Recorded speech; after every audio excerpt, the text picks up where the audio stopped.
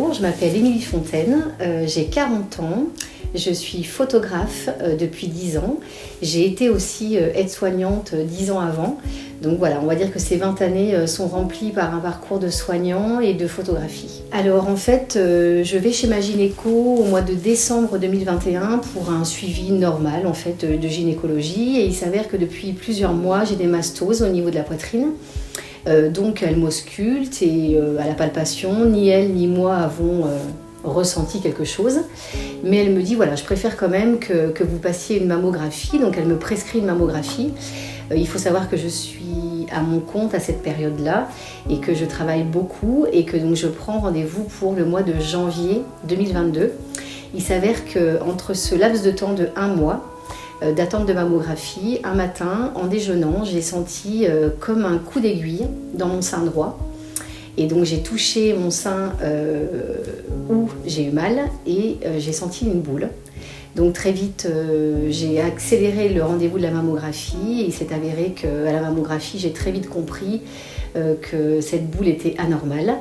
J'ai passé une biopsie 4 jours plus tard et 15 jours plus tard, on m'annonçait donc que j'étais atteinte d'un cancer du sein triple négatif. J'ai géré la nouvelle du mieux que j'ai pu. En fait, j'étais en Saône-et-Loire à ce moment-là pour le travail, donc à 200 km de Saint-Étienne. Il s'avère effectivement que quand la secrétaire m'a appelée le matin, elle me dit « Écoutez, Madame Fontaine, il faudrait venir aujourd'hui, le docteur veut vous voir ». Je vais être très honnête avec vous, à partir de ce moment-là, j'ai compris que s'il fallait que je me rende dans la journée voir ma gynéco, c'était pas pour enfiler des perles et que forcément l'annonce qu'on allait me faire allait pas être sympathique. Je suis arrivée à mon rendez-vous avec toute la bienveillance et délicatesse possible. On m'a donc annoncé que j'avais un cancer. Cet entretien, je retiens que d'une chose de cet entretien, c'est qu'on m'a dit « c'est un cancer qui se soigne ». Alors à partir de ce moment-là, on ne savait pas s'il était envahi, pas, le degré, rien du tout. Mais ça m'a fait du bien en fait de me dire que j'avais un cancer qui se soignait. Donc on va dire que je l'ai plutôt bien réceptionné, j'étais seule, sans mon mari. J'ai pleuré, le médecin était à côté de moi, elle m'a soutenue. Les jours qu'on suivit ont été plus compliqués parce qu'elles étaient entremêlées d'émotions étranges, d'angoisse, de pleurs. Mais du moment où on a commencé les traitements, j'étais beaucoup plus apaisée. Alors au moment de l'annonce, on m'explique qu'effectivement les jours qui vont suivre vont être remplis d'examens. Donc on repasse mammo, on attend la biopsie, on l'a, mais il faut qu'on repasse un IRM mammaire pour voir quel état en fait le cancer est avancé. Donc voilà, j'avance là-dedans et très vite on me dit donc vous avez un cancer du sein triple négatif, le traitement c'est celui-ci. Alors après il est important de prendre conscience qu'il n'y a pas qu'un cancer du sein, il y en a plein et qu'on est toutes soignées d'une différente manière suivant le grade, suivant l'évolution de notre cancer. Ça c'est quelque chose je trouve de très important, surtout où on véhicule des choses sur les réseaux. C'est important vraiment de se dire que pas toujours s'identifier à un cancer en fait. Il y a plusieurs cancers avec plusieurs thérapies. Donc moi on m'a dit qu'en gros j'allais avoir 6 mois de chimiothérapie. Donc j'ai eu 6 mois de chimio avec donc 16 séances de chimiothérapie. S'en est suivi un rendez-vous en oncogénétique parce que ce que je ne vous ai pas dit au tout début, c'est qu'en fait moi je suis la 5e personne de ma lignée dans ma famille à être atteinte d'un cancer du sein. Donc on a fait rentrer la génétique là-dedans. La génétique aujourd'hui m'annonce que je ne suis pas porteuse d'un gène mais que probablement j'en ai un mais que la médecine ne connaît pas encore. Donc j'ai pu bénéficier entre guillemets grâce à ce truc de génétique trop bizarre, à une double mastectomie bilatérale par reconstruction immédiate. Donc en gros voilà, on m'a enlevé ma glande mammaire, on m'a mis des prothèses mammaires. Et l'année prochaine, j'aurai une 2e intervention sur ma poitrine. S'en est suivi l'immunothérapie que j'avais en parallèle avec la chimio et pour terminer, la radiothérapie. Donc, on va dire que c'est à peu près 18 mois de traitement complet. Donc vous voyez, aujourd'hui on est en octobre et j'ai terminé mes traitements au mois de mai. Effectivement, dans ce parcours, dans cette traversée, il y a des moments où c'est très compliqué. Il y a des moments durs, il y a des moments de pleurs, il y a des moments où on relâche, il y a des moments où on est faible, il y a des moments où on doute, il y a des moments où on se dit qu'on n'y arrivera pas. Effectivement, j'ai avancé jour après jour en fait. Je crois que si j'ai retenu une chose de ces 18 mois-là, c'est que je ne me suis jamais projetée en fait. Je ne me suis jamais projetée, j'ai avancé au fur et à mesure en fait, où les équipes me disaient Madame Fontaine, voilà, là on a passé ça, Madame Fontaine, là on va faire ça. J'avançais avec eux en fait, main dans la main avec les équipes et au jour le jour. Moi je ne sous-estime pas en fait le parcours du cancer du sein. Quand on nous voit 18 mois après, où on a repris des cheveux, où on est pouponné, on est belle et tout ça, il ne faut pas oublier qu'il y a eu des mois très compliqués, des mois, des fois où, voilà, suivant le traitement qu'on a eu, on a été chauve, et il y a eu des moments effectivement difficiles. J'ai accepté ces moments de très très bas pour pouvoir avoir des moments très très hauts, et c'est aussi grâce à ma famille, mon mari, mon petit garçon et à mes amis que j'ai pu surmonter ces moments compliqués. Dans le parcours, le moment le plus compliqué que j'ai eu à vivre, ça a été la radiothérapie. Alors en fait, c'est assez paradoxal parce que souvent on nous parle de la chimiothérapie en nous disant voilà, tu perds tes cheveux, c'est compliqué. C'est comme le cancer en fait. Je pense que personne ne sait vraiment comment on va réagir à la perte de ses cheveux, à la perte de sa poitrine. On ne sait pas en fait, on est toutes différentes. Et moi, je m'étais mis en tête que potentiellement la chimiothérapie serait peut-être le plus dur. Et effectivement, ce qui a été le plus compliqué, ça a été la radiothérapie, pour deux raisons. La première, c'est que la radiothérapie est arrivée au bout du parcours. Donc au bout de 6 mois de chimio, d'une double mastectomie bilatérale, donc d'un état de fatigue générale.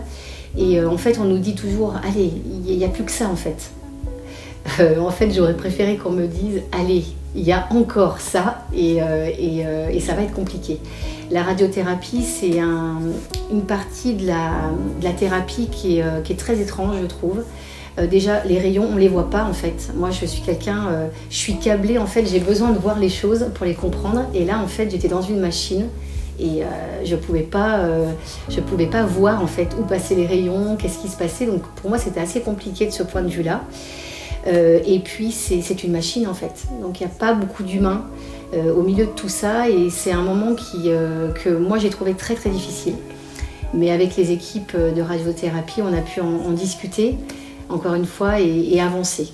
Quand je suis tombée malade, j'étais dans un moment de ma vie où j'arrivais à Saint-Étienne, ça faisait 10 ans que j'étais indépendante, donc comme je vous l'ai expliqué tout à l'heure, je suis photographe et j'avais un challenge énorme en m'installant à Saint-Étienne.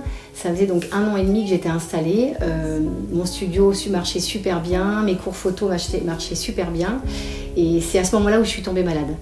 Et c'est vrai que le travail et le cancer, c'est quelque chose qu'on parle peu, mais qui est très très important. Parce que suivant les traitements qu'on va avoir, on va pouvoir continuer ou pas de travailler. Moi, en l'occurrence, j'ai très vite compris qu'il fallait que j'étais seule, j'avais pas d'employé, et que j'allais pas pouvoir mener de front et mon cancer et le travail. J'ai fait le choix, moi, d'arrêter du coup de travailler pendant cette traversée-là. Aujourd'hui, je ne regrette pas, mais c'est vrai qu'il faut prendre conscience que quand on est travailleur indépendant, moi, concrètement, je n'aurais pas eu mon mari pour me soutenir financièrement pendant tous ces mois. J'aurais été à la rue avec mon petit garçon. Quand je suis allée au résultat, en fait, où on m'a annoncé que j'ai eu mon cancer, tout de suite, en fait, j'ai dit à ma gynécologue, vous savez, je suis indépendante, en fait.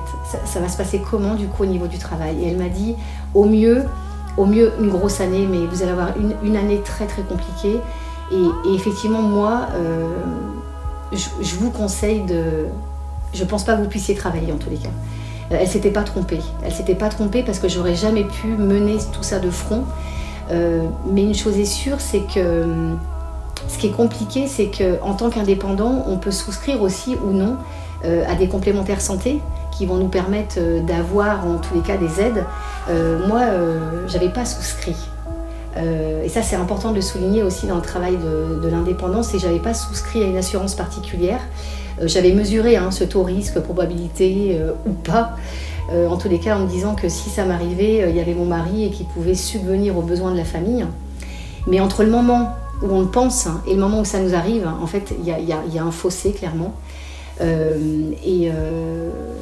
Et moi, non seulement il a fallu que je fasse l'acceptation de cette maladie, mais il a fallu que je fasse le deuil de mon entreprise. Et ça a été compliqué.